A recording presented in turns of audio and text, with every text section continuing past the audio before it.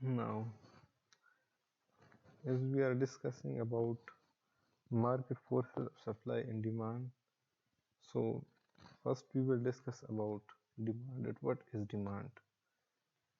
जो डिमांड का जो कंसेप्ट है, this is generally it is coming from the behaviour of buyers.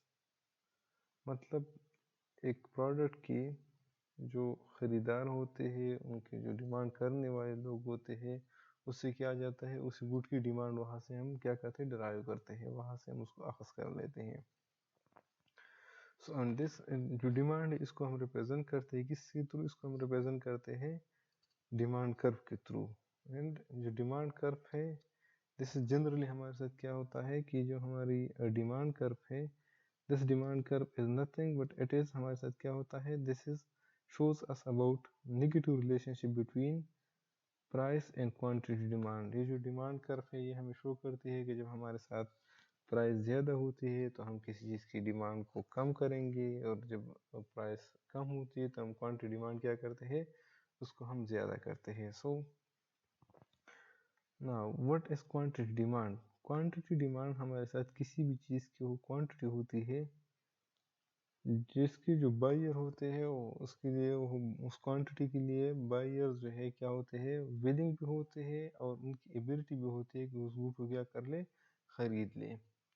अब लेट्स सपोज एक बंदा है, उसके साथ एक चीज़ है, लेट्स सपोज एक बॉल पॉइंट है, उसकी ख़रीदने के पैसे तो उसके पास है, लेकिन उसकी विलिंगनेस नहीं है, विलिंगनेस उसकी नहीं है, वो नहीं ख़रीदना चाहता, तो बॉल पॉइंट फिर उस बंदे के क्वांटिटी डिमांड में शामिल नहीं होगा।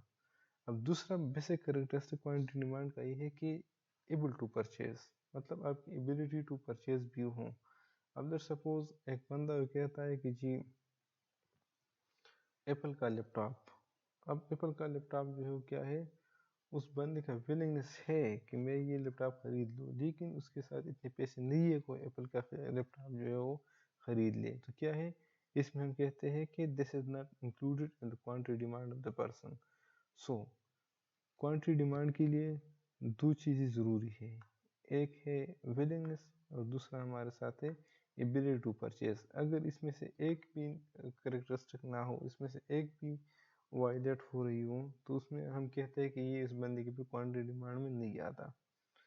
अब क्वांटिटी डिमांड का जो बेसिक डिटर्मिनेंट है वो क्या है, जो की डिटर्मिनेंट है वो हमारे साथ प्राइस है। मतलब जो हमारे साथ प्राइस ज़्यादा होती है तो हम क्वांटिटी डिमांड को कम करते हैं, जब प्राइस ज़्यादा होती है, जब प्राइस ज़्यादा होती है तो हम क्वांटिटी डिमांड को कम करते हैं, जब प्राइस कम होती है तो हम क्वांटिटी डिमांड को ज़्यादा करते हैं। तो जिस तरह यहाँ पर हमने कहा कि डिमांड कर्व, ये डिमांड कर्व हमारे साथ क्या है, हमने कहा ये नेगेटिव स्लोप है। क्यों? क्योंकि अब देखो इसमें हमारे साथ क्या है, ये डाउनवर्ड इसकी शेप है, डाउनवर्ड इसके साथ मूवमेंट करते हैं। क्यों? क्योंकि जब हमारे साथ प्राइस ज़्यादा होती है तो प्राइस ज़्यादा होने की वजह से हम क्या करते हैं, क्वांटिटी डिमांड को हम ज़्यादा करते हैं। इससे लेट सपोज ये हमारे साथ एक्सिस, लेट सपोज ये हमारे साथ क्वांटिटी है और ये हमारे साथ वाई एक्सिस है, इस पर हमारे साथ क्या है, इस पर हमारे साथ है प्राइस। अब लेट सपोज ये हमारे साथ क्या है, ये है हमारे साथ डिमांड कर्व। अब देखो यहाँ पे जब हमारे साथ प्राइस यहाँ पे होती है तो हमारे साथ क्वांटिटी डिमांड यहाँ पे होती है, जब हमारे साथ प्राइस का थोड़ा कम होता है तो हमारे साथ क्वांटिटी डिमांड क्या होती है, ज़्यादा होती है। तो इसका क्या मतलब, इसका मतलब सिंपल यही मतलब है कि there is negative relationship between price and quantity demand, and this is also stated by law of demand. Law of demand भी हमें यही शो कर रही है कि if other things are remaining the same, तो क्या होता है कि हमारे साथ क्वांटिटी डिमांड और प्राइस के दरमियान इनवर्स रिलेशनशिप होता है। इनवर्स रिलेशनशिप का मतलब ये है कि जब हमारे साथ प्राइस ज़्यादा होती है तो हमारे साथ क्वांटिटी डिमांड क्या होगा, ये कम होगा। जैसे सपोज यहाँ पर जब हमारे साथ प्राइस 5 है, यहाँ पे प्राइस क्या है, 5 है, तो जब हमारे साथ प्राइस 5 है तो इसमें हमारे साथ क्वांटिटी डिमांड सपोज हमारे साथ ये है 6।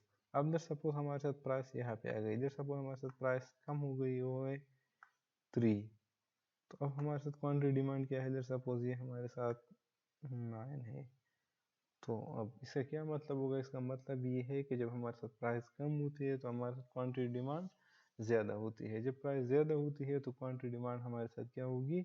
ये हमारे साथ कम होगी। So the law of demand tells us that if other things are equal, other things are not change. If other things are the same, they are not changing, then the quantity demand of a particular good. Let's suppose our good is ballpoint. So you would say that if other things remain the same, then the quantity demand of ballpoint would increase if the price of ballpoint decreases.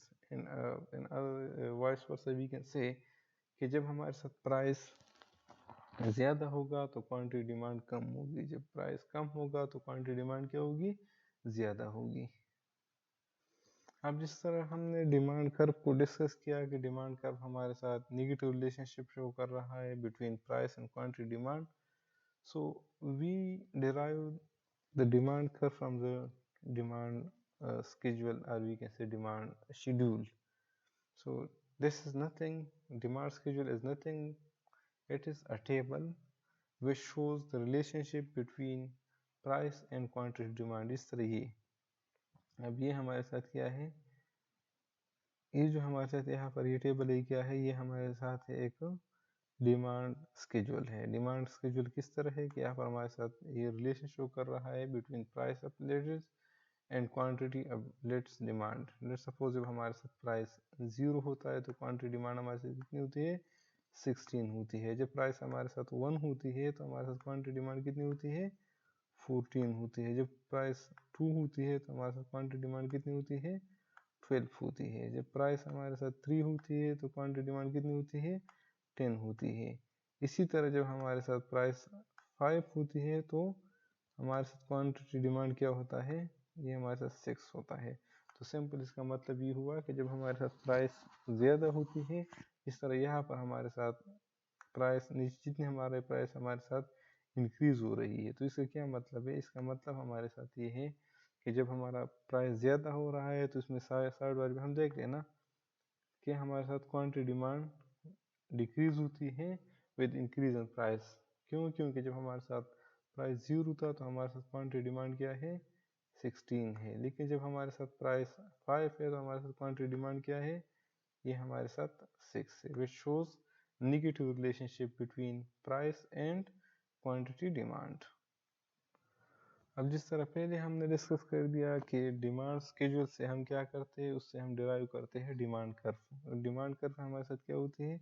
ये हमारे साथ एक graph होती है जो हमारे साथ negative relationship show कर रहा है between price and quantity demand. अब किस तरह नेगेटिव? देखो यहाँ पे जब हमारे साथ प्राइस 6 है तो हमारे साथ क्वांटिटी डिमांड कितनी है? क्वांटिटी डिमांड हमारे साथ यहाँ पे 0 है। जब हमारे साथ प्राइस 5 है तो हमारे साथ क्वांटिटी डिमांड कितनी है? लेट्स सपोज ये हमारे साथ ये हमारे साथ लेट्स सपोज 5 है। जब हमारे साथ प्राइस और कम हो जाती है तो हमारे साथ क्वांटिटी डिमांड क्या होती है? ये ज़्यादा हो जाती है। लेट्स सपोज ये हमारे साथ 8 है। अब जब प्राइस हमारे साथ मज़ीद कम हो जाती है तो क्वांटिटी डिमांड हमारे साथ ज़्यादा हो जाती है, सपोज 10 हो जाती है। इस तरह जब हमारे साथ प्राइस मज़ीद कम होती है, 3 से 2 पे आ जाती है तो हमारे साथ क्वांटिटी डिमांड क्या है? सपोज ये हमारे साथ 12 होता है। इसी तरह जब हमारे साथ प्राइस 0 पे आ जाता है तो हमारे साथ क्वांटिटी डिमांड कितनी हो जाती है? सपोज ये हमारे साथ 16 हो जाती है। So this is all about demand curve, जो कि नेगेटिव रिलेशनशिप शो करता है between price and quantity demand. So simply we can say that demand curve is a graph or a curve which shows us or which represents negative relationship or inverse relationship between price of a good and quantity demanded of the good.